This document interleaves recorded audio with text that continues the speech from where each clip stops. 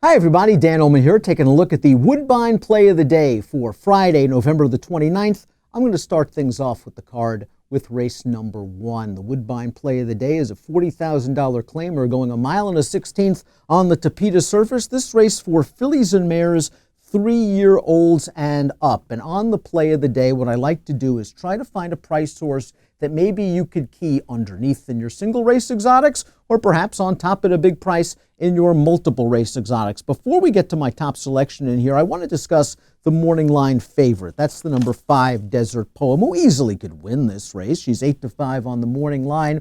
But I think there are 2 reasons why maybe you might want to take a stand against Desert Poem.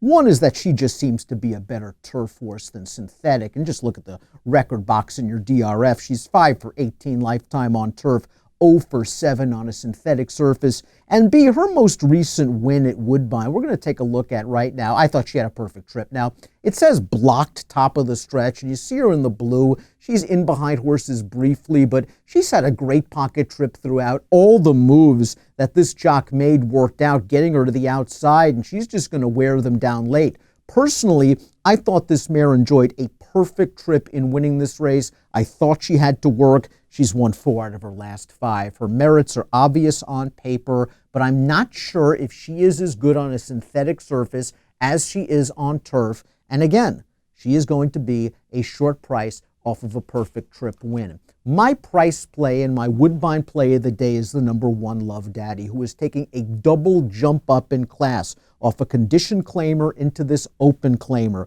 That being said, Love Daddy is all upside. She's only started 8 times. She's hit the board in 7. She's never run a bad race on synthetic, including this effort most recently at Woodbine on October the 9th. She sat inside. She tips outside the leader, the second choice in this race. And while she wins by 2, I think she could have won a little bit easier. I think this is really a solid, good performance for Love Daddy.